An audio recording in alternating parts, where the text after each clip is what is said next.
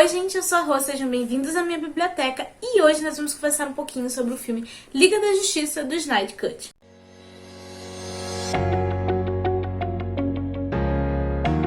Eu já quero avisar que esse vídeo vai ter uma parte sem spoiler e outra com spoilers, tá? Mas vocês não precisam se preocupar, porque quando for iniciar a parte com spoiler, eu vou avisar, né, pra caso você ainda não tenha assistido, você não tomar nenhum spoiler aí. Mas antes de eu começar a falar sobre o filme, por favor, já deixa um like no vídeo pra ajudar na divulgação. Se inscreva no canal se você não for inscrito. Lembrando que aqui embaixo tem todas as minhas redes sociais. Inclusive, agora eu estou fazendo lives lá na Roxinha, né, na Twitch. Também vou estar deixando meu perfil aqui e me sigam por lá porque eu tô fazendo live quase todo dia. Mas enfim, o filme da Liga da Justiça foi ao ar no dia 18 de março, né, no mundo todo pelo HBO Max e aqui no Brasil ele chegou através de assinatura On Demand. Mas antes de eu falar do filme em si, eu quero esclarecer algumas coisas. O Zack Snyder, ele é o mesmo diretor de Homem de Aço e de Batman vs Superman.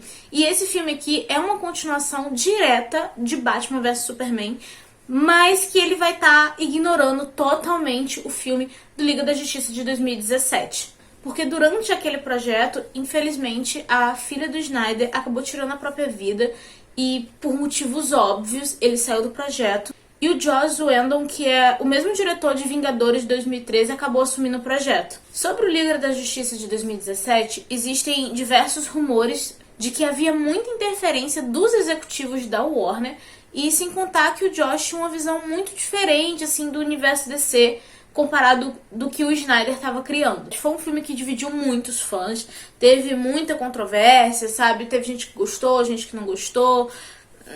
Eu não gostei, porque tinha muita coisa como piadas em momentos, assim, inapropriados. Teve a redução da relevância de alguns personagens e isso foi uma coisa que me incomodou absurdamente no primeiro Liga da Justiça. Eles tentaram colocar mais cores pra deixar um negócio mais colorido, mais descontraído, e isso é algo que não combina nem com a vibe do filme, nem com a DC em si. Sem falar num roteiro e numa montagem de cenas muito bagunçadas. A história principal, né, dos dois filmes é a mesma, tá?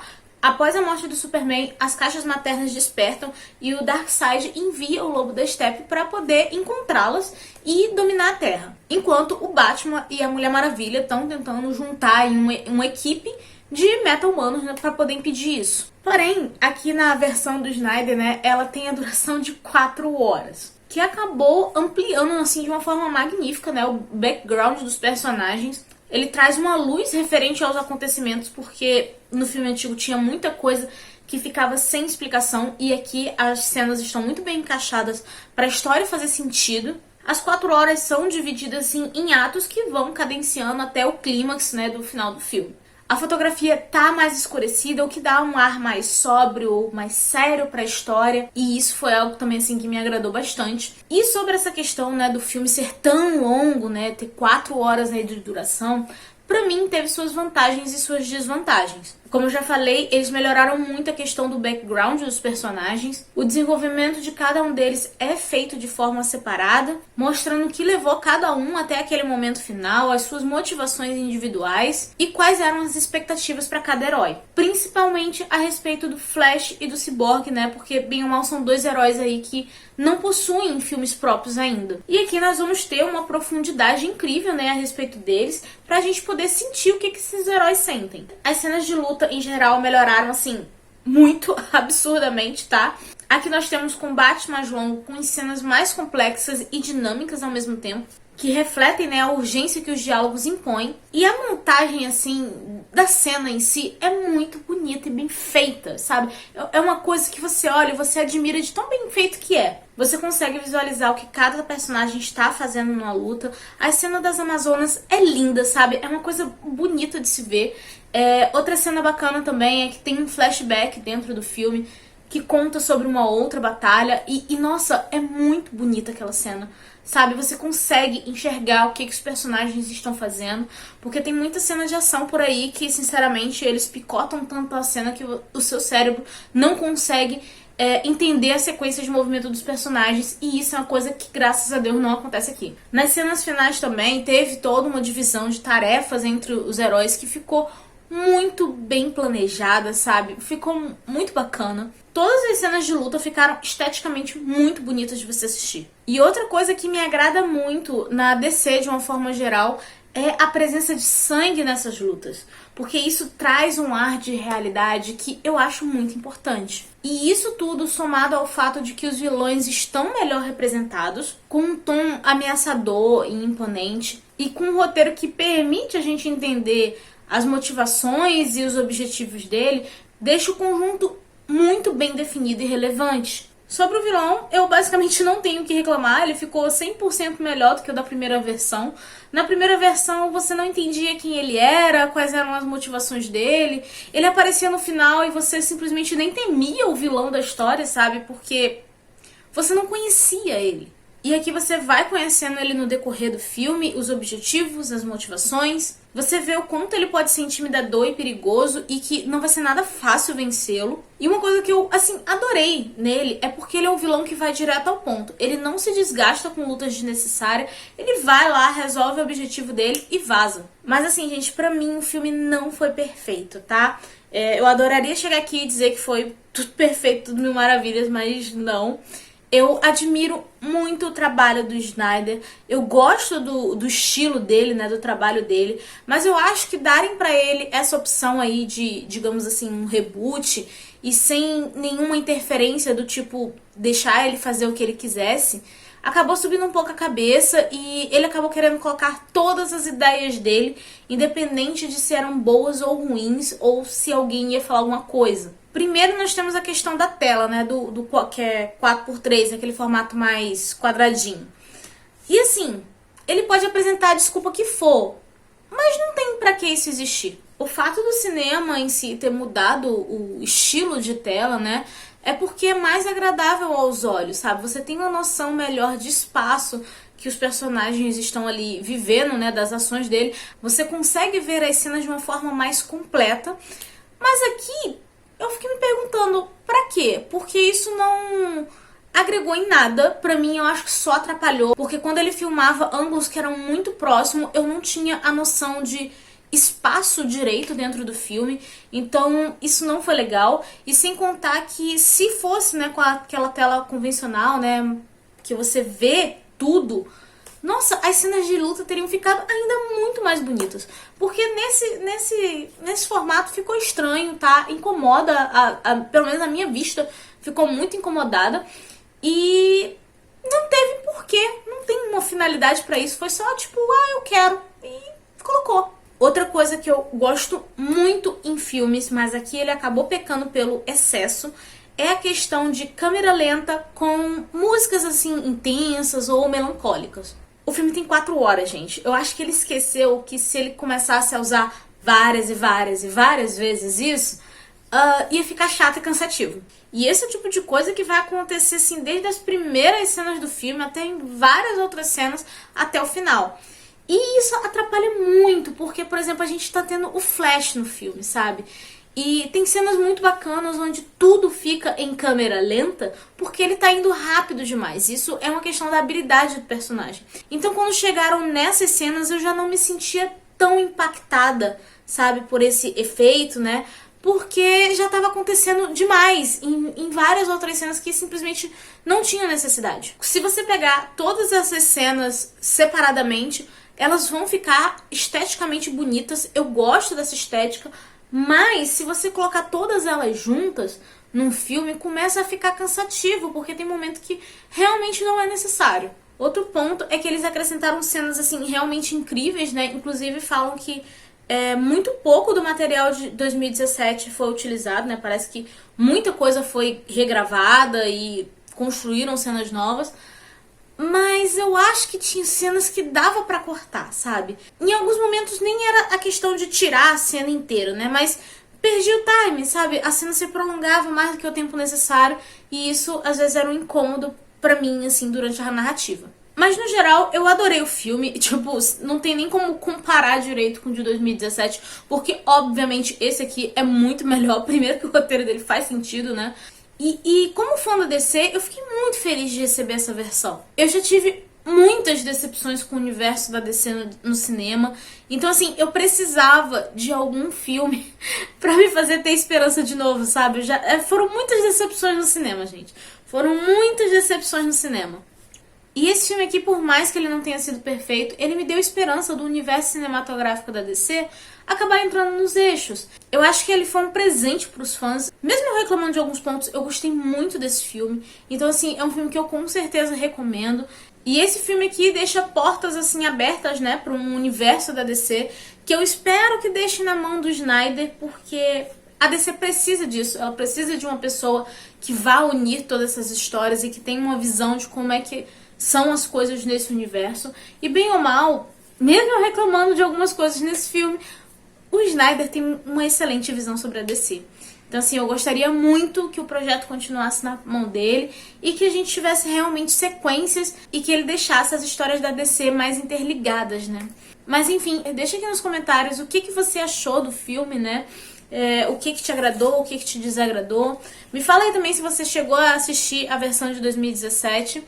E agora eu vou começar a conversar com spoilers. Então, assim, se você ainda não viu o filme, por favor, deixe um like, se inscreva no canal, tá bom? E quando você assistir, você volta aqui pra poder continuar o resto desse vídeo. Mas agora eu vou conversar com spoilers. Então, se você não quer saber o que acontece, pra não estragar sua experiência, beijo, tchau. E eu vou começar a falar com spoilers agora. Já deu tempo pra você fechar o vídeo, né? Então, beleza, vamos lá. Primeira coisa que eu quero elogiar é que finalmente o Flash recebeu a atenção que ele merecia. O Flash ele não tem um filme próprio ainda, então ele precisava que o background dele fosse muito bem representado nesse aqui. E eu simplesmente adorei. Mostraram como é que é a vida dele, a questão dele, por exemplo, assim, com o emprego, a questão dele com o pai. Nos mostraram também muito bem como funciona os poderes dele no dia a dia, né? E isso é muito importante, principalmente lá no final. Porque nós vemos o que ele chama de a força da aceleração pode ser tão potente que ele consegue, atingindo a velocidade da luz, ele acaba quebrando algumas leis ali e faz com que o tempo volte para poder impedir a derrota. E tipo assim, isso foi sensacional, foi incrível. E outra coisa, essa cena de volta no tempo é absurdamente linda. Eu tô com a raiva do corona que eu quero pegar esse vírus e meter a porrada nele, porque eu queria muito ter visto essa cena no cinema. Então, assim, são cenas de uma qualidade que eu não tenho palavras. Outra coisa que foi muito interessante pra mim, mas, assim, é um caso à parte, é a questão do Coringa do Jared Leto. O diálogo dele com o Batman ali no final do filme é muito revelador e traz várias referências a HQs. E a aparição dele no Snyder Cut estava sendo vista com muita desconfiança, né? A galera não tava tão empolgada assim, tava até preocupada. Mas é porque todo mundo tá com a visão do Jared Leto do filme do Esquadrão Suicida. Mas aí nós temos que lembrar de algumas coisas. Primeiro, o trailer do Esquadrão Suicida foi uma propaganda enganosa, tá? Porque fizeram a gente acreditar de que ele ia ser o principal vilão da história, colocaram cenas lá que também não estavam no filme, fizeram a gente achar que a gente veria muito dessa loucura encenada pelo ator, e não teve nada disso. E o pessoal adora reclamar do Esquadrão Suicida, do Jared Leto como Coringa e tudo mais, só que tá todo mundo esquecendo que quando saíram os trailers, ou ele postando alguma coisa sobre o filme, tava todo mundo empolgado com o Coringa dele. Só que o problema não foi ele. O problema foi direção e roteiro, né? Porque ele mesmo falou que ele gravou um monte de cenas que não foram pro filme. Então, assim, a gente não pode reclamar do cara. Se quer reclamar, reclama do diretor, do roteirista lá de Esquadrão Suicida. O ator foi lá e fez o trabalho dele de boas. E bem ou mal, eu fiquei muito feliz com a aparição dele, porque eu achava que o ator merecia isso, sabe? Eu achei que ele foi muito crucificado por conta de Esquadrão Suicida, de uma coisa que eu acho que a culpa não é dele. Mas enfim, sobre a cena do epílogo, ela retoma, né, os pesadelos do Bruce, porém aqui ele é encaixado de forma correta. Ele aparece no final do filme, né? E nos outros são cenas que aparecem no meio do nada, sabe? E que fica muito confuso no decorrer da história. Então ela fez muito mais sentido estando no final do filme. Eu adorei isso. E outra coisa muito importante nessa cena é que o Coringa pergunta pro Batman em quantas linhas do tempo ele destruiu o mundo. Isso aí Olha, pra mim foi uma coisa assim de tão deixando a gente sonhar. Por quê? A gente ainda não tem muito bem uma noção de como funciona as linhas do tempo dentro do universo da DC, né? Mas esse diálogo aqui faz muitas referências a Injustice. Obviamente que já dá pra notar algumas diferenças, mas assim, lembrar lembra, entendeu? Então eu tô muito naquela coisa de, ai meu Deus do céu, estão deixando a gente sonhar. Então assim, gente, foi algo que me agradou de ver, sabe? Eu tenho muita curiosidade pra ver como que eles vão continuar isso. Outra coisa que muita gente aguardava, até mesmo lá em 2017, era a aparição do Caçador de Marte. E aqui a gente descobre, né, como os rumores diziam, que ele era o general que desafiava o Superman lá em Homem de Aço, e ele também ficou de olho ali na Lois enquanto o Clark estava ausente. Eu confesso que eu não gostei da aparência dele, porque eu achei que visualmente o CGI ficou um pouco estranho. Mas eu gosto muito desse personagem nos quadrinhos e nas animações. Então, eu gostei de ver ele ali. E a aparição dele ali no final pro Bruce, né? Assim como também o sonho / premonição, que a gente ainda não sabe o que é. São coisas muito importantes porque dão aquela sensação de porta de continuidade pra história. E outra coisa que eles também mudaram, que eu adorei, foi a cena final do Lex Luthor, né? Porque aqui nós temos o Lex falando qual é a verdadeira identidade do Batman pro Deathstroke, que quer vingança. Também nos mostram o como que o Lex conseguiu sair do asilo Arkham. E, assim, ele basicamente trocou de lugar com uma pessoa, só que essa pessoa tá rindo histericamente como se tivesse inalado o gás do riso do Coringa. Olha, eu não sei o que a DC quer fazer, mas, assim, criei expectativas. E pra mim agora tudo isso se tornou o que eles vão fazer com tudo isso, sabe? Porque eles têm bagagem e história suficiente pra fazer um universo incrível. Só que tem a necessidade de ter uma pessoa que una todas essas histórias. Que no caso teria que ser o Zack Snyder. Porque esse negócio de ficar trocando as pessoas não dá tão certo. Porque no final parece que você tá pegando 300 mil tecidos diferentes e montando um retalho muito estranho. Então assim, eu, mesmo com as minhas reclamações sobre alguns pontos desse filme do Snyder, cara, tem muito mais acertos do que erros em questão de história, sabe? Então, eu queria muito que o projeto continuasse nas mãos dele. O final desse filme deixa muitas portas abertas para continuações. E eu preciso dessas histórias, entendeu? A questão é essa. Então, assim, eu queria muito ver o universo da DC se expandindo e realmente crescendo, mas de uma maneira organizada, com a mente unindo todas essas histórias. Porque a DC simplesmente tem histórias incríveis e ela merece que isso seja levado pro cinema. Mas enfim, gente, é isso. Eu espero que vocês tenham gostado desse vídeo. Comentem aqui embaixo nos comentários o que vocês acharam desse filme, né? Se vocês têm vontade de ver. O que vocês acham sobre o universo da DC como um todo. E claro, né, antes de você sair do vídeo, por favor, não se esqueça de deixar um like, nem de se inscrever no canal se você não for inscrito. Lembrando que minhas redes sociais estão todas aqui embaixo no box de descrição. E eu também estou fazendo lives lá na roxinha, tá? Na Twitch. E o meu perfil também tá aqui embaixo. Eu tô quase todo dia lá, então me sigam por lá pra gente ter um contato mais próximo, tá bom? E eu vou ficando por aqui, a nossa conversa continua nos comentários e eu vejo vocês no próximo vídeo. Beijo e tchau!